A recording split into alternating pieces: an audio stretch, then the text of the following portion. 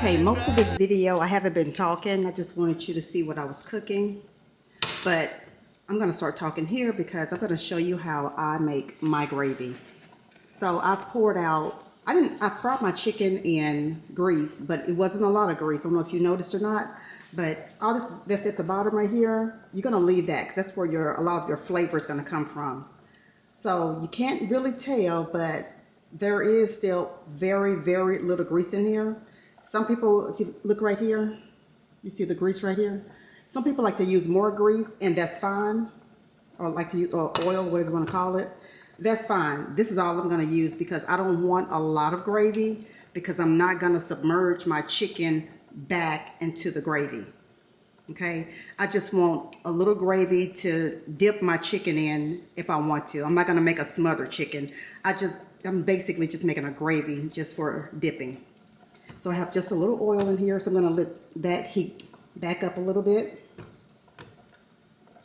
And I'm going to prepare my flour that I'm going to put in here. I'm going to add the flour just a little at a time.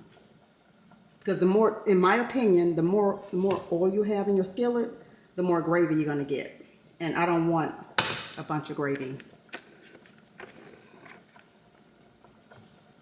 Just enough for dipping. And over here, we have potatoes cooking, as you saw. And once those get done, I'm going to add a can of French-style green beans. You know they have the regular cut green beans, but I like these the little thin pieces, how they cut it up, the French style. So that's what I'm going to be applying to the potatoes once the potatoes are almost done.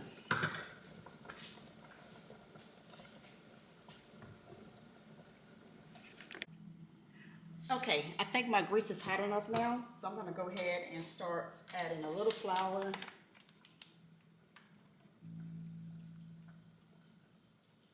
And I'm going to stop right there.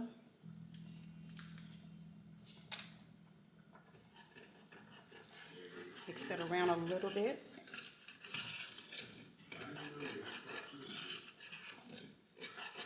And you can use a fork or you can use a whisk. It really doesn't matter as long as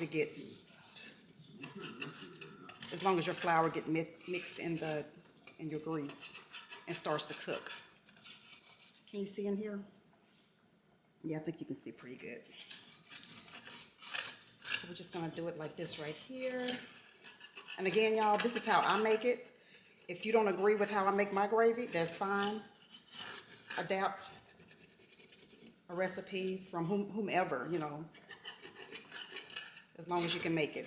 Because at this point, we're just basically trying to create a meal that's edible, that's, you know, so your family won't starve. We're just making a gravy. So now I'm going to add water, a little at a time.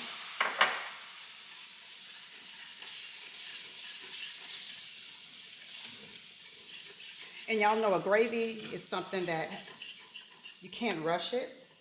You need to let the flour cook. Once you put your water in a little at a time, you want your flour to thoroughly cook. And as you can see in the skillet, everything looks a little bit lumpy. Well, it's not a little bit, it is lumpy. That's fine, don't worry. Just continue to mix or stir like I'm doing with a whisk or a fork, it doesn't matter. And this will become smooth.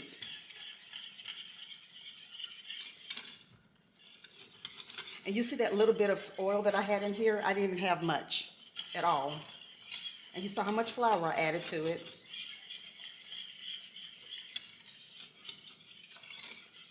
I'm going to turn my heat up a little bit more.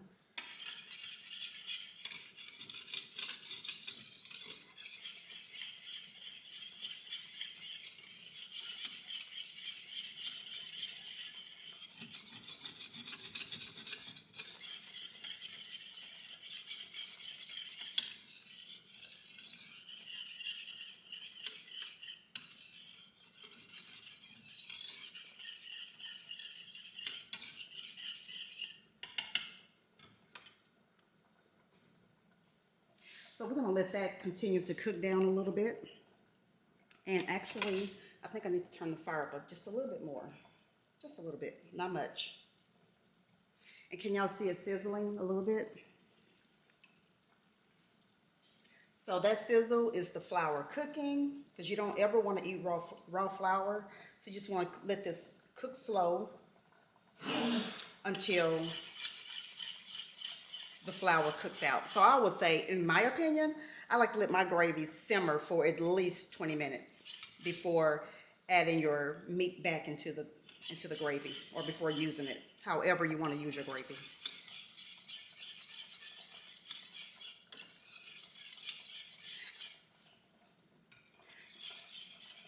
And I'm whisking or mixing this gravy until it gets thick.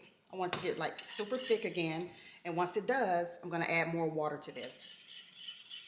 And see, y'all, if I had have had more oil in here, it would have been too, in my opinion, it would have been too oily. If I had more oil, with that little bit of flour that I used, this gravy would have been too oily for me. But the more oil you have, the more flour you use. And the more flour you use, the more gravy you're going to have. It's one of those things that you have to play with. I guess it's making gravy. Some people say that it's too hard and they don't know how to do it.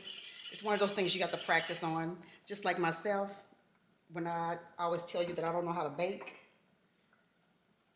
it's one of those things I have to just practice on.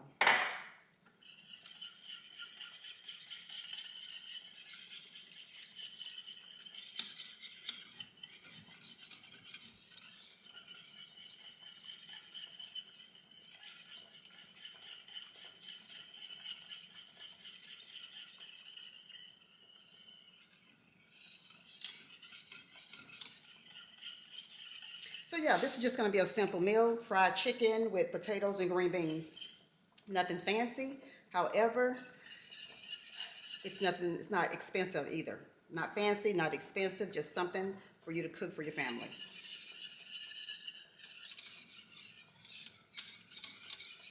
So if you guys were looking for a fancy meal, something extravagant, served on a pretty platter, that's not the type of content that I have. I just have just regular, simple, real life deals, videos or, ideas that I present to you guys.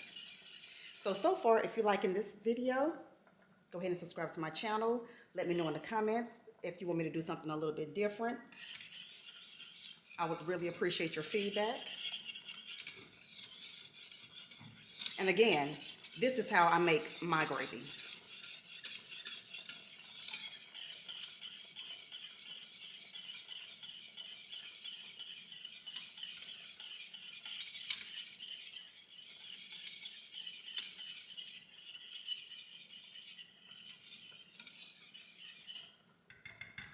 And you can tell by looking at the gravy, you can tell that it's getting smooth, but you're going to still have the bits and chunks in it from the remnants from when you fried the chicken, which is all of the flavor. So you never want to throw that away.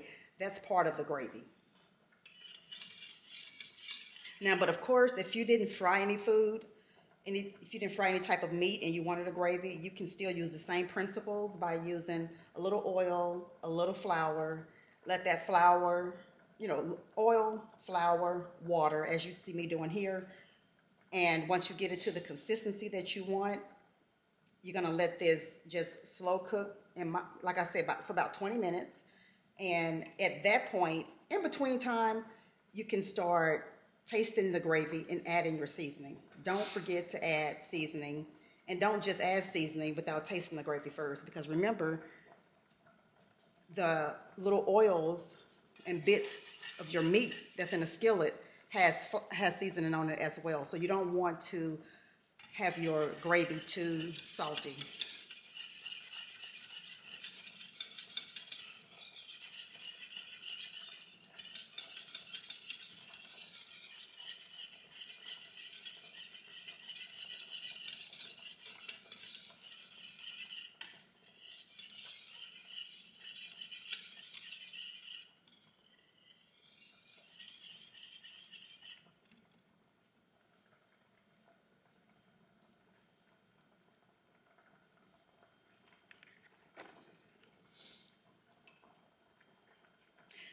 So do y'all see how that's bubbling up?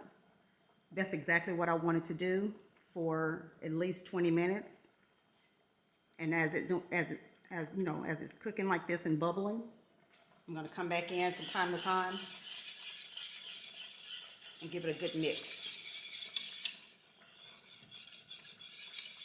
And the reason why I mix it in between time is because you don't want your gravy to start scorching or burning.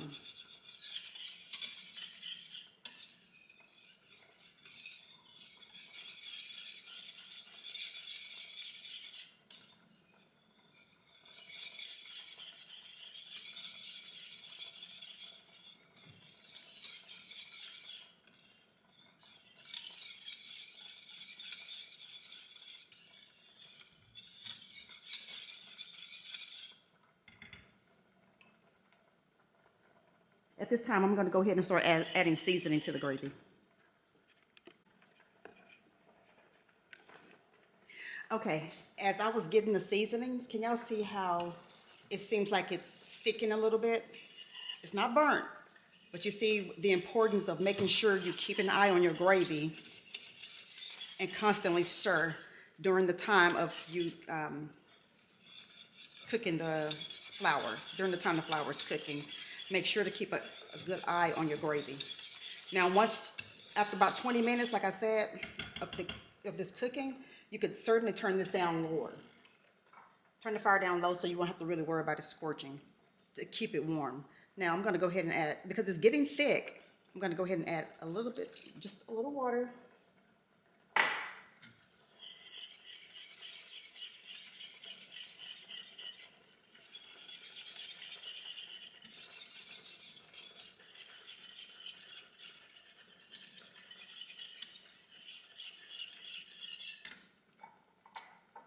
A little bit more.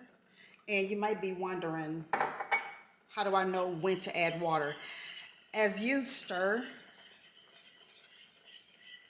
it's supposed to be smooth. See, my fingers are barely on the whisk. It's supposed to be smooth. But if you get to an area where it seems like it's sticking or a little bit too thick, then go ahead and add just a little water so everything will be more loose.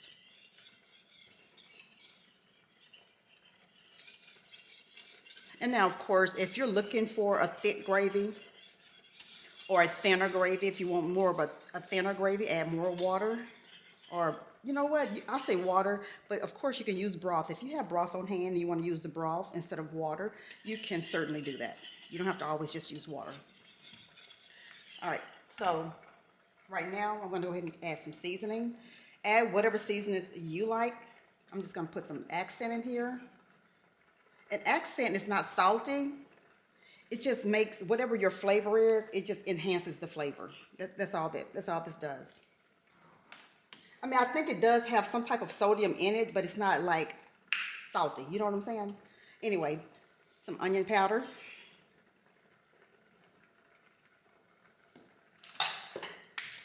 A little pepper. And a little salt.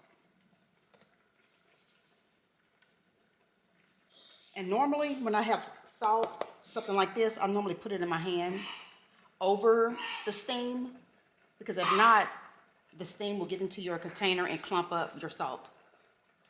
But it wasn't that much, so I felt like it was safe to go ahead and hover over.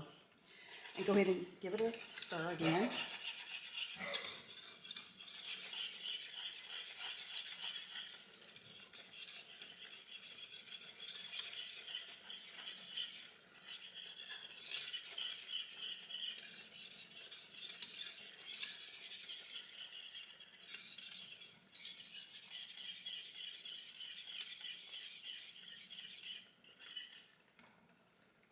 And I'm going to pour the rest of this in here. And I'm pretty confident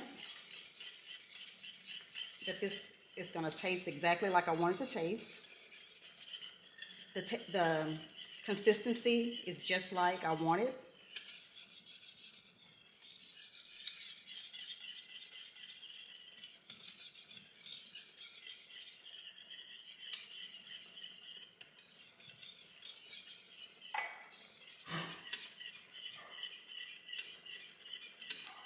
Sorry about that. In this portion of the video, I was basically tasting the potatoes, trying to see if they were tender.